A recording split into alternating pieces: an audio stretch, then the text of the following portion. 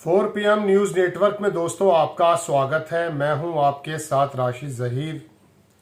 मैं तो ये चाहता हूं और आप भी यही चाहते हैं कि देश के हर व्यक्ति की जिंदगी में खुशहाली आ जाए।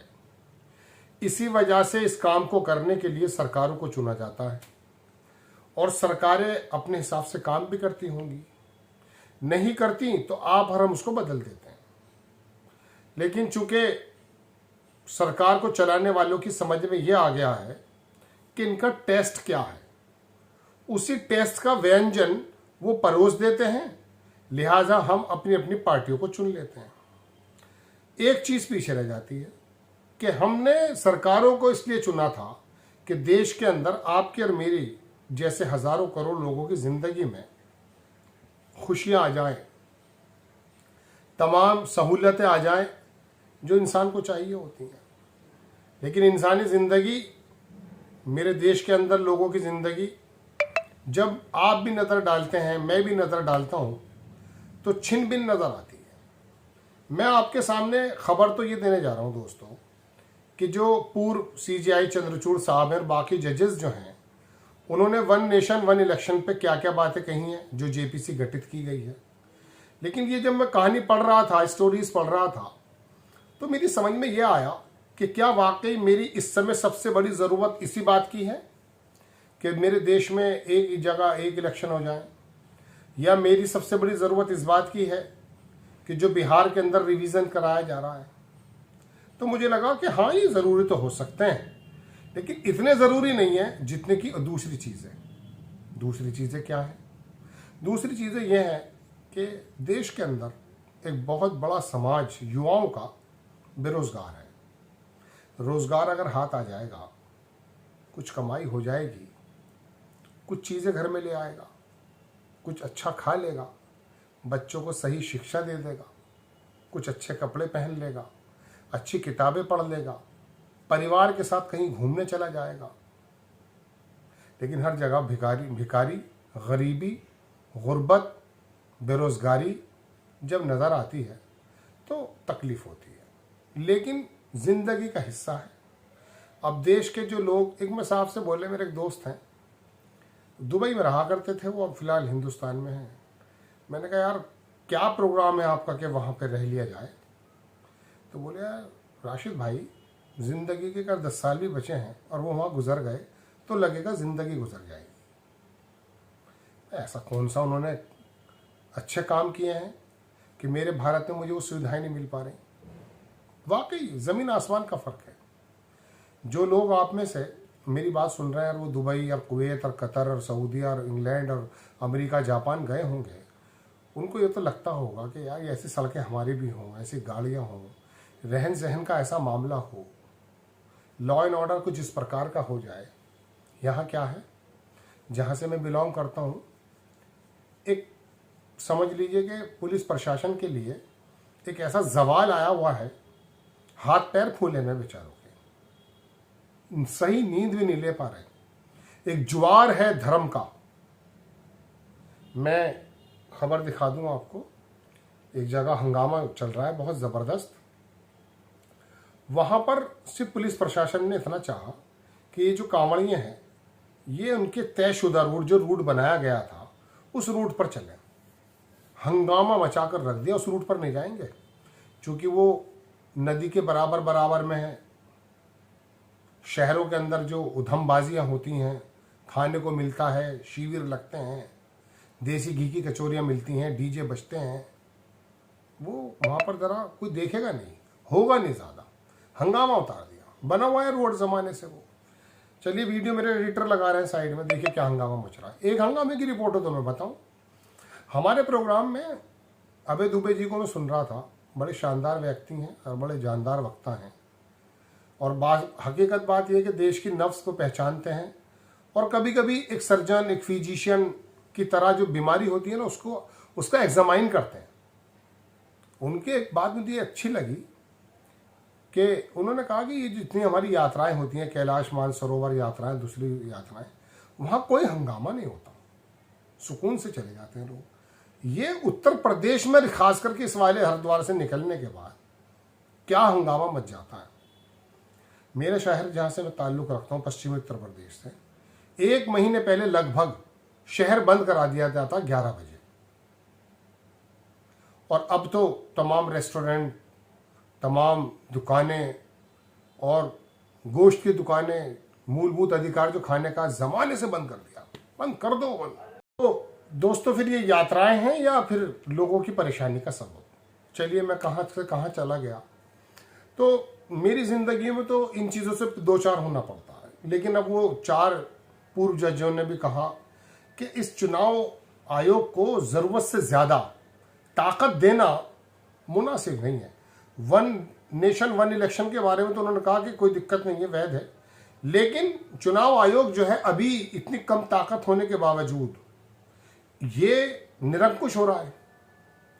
बिहार में देखिए क्या रिवीजन चला दिया है। पूरा बिहार जहां इलेक्शन देख रहा था वहां पर एक नया हंगामा मचा दिया है। आज तक मुझे इस बात पे शक है कि नीतीश कुमार और बीजेपी की सरकार ने शगुफा छोड़ा क्यों है, और राहुल गांधी से लेकर तेजस्वी यादव तमाम बिहार के मूल मुद्दों से हटके एक नई परेशानी में इन्वॉल्व हो गए, वो भी और बिहार के लोग भी। तो ये नई नई परेशानी क्रिएट कर रहा है। उसके अंदर उन्होंने बहुत सारी बातें कही कि मिसाल के तौर पे कहीं वो कहेंगे कि अभी फिलहाल टाइम नहीं है हमारे पास, इसकी विधानसभा भंग कर दीजिए और राष्ट्रपति शासन लगा दीजिए, ये भी काम होना है। मतलब दुनिया भर के नसीब फराश उसके अंदर किए गए हैं। लेकिन ये जो एक्सरसाइज चलती हैं, CGI आ रहे हैं अपना पेट्रोल फूंक करके, उसमें JPC में बैठे हैं, 3 वहाँ से चले हैं कलफ के कपड़े पहनकर, फिर वहाँ पर वो सांसद आ गए हैं, फिर प्रियंका गांधी भी उसमें है, फिर वो संबित पात्रा अपने प्रोग्राम को आगे पीछे करके पहुँच गया है, वहाँ पे अपने आवाज़ से बोल रहा है वो। तो ये काम क्या हो रहा है? इससे तुम्हारी मेरी छत के ऊपर हेलीकॉप्टर खड़ा हो जाएगा। न्यूजीलैंड में, सिंगापुर में सुनते हैं रहते हैं लोग, हमारे घर में तो साइकिल भी नहीं आएगी।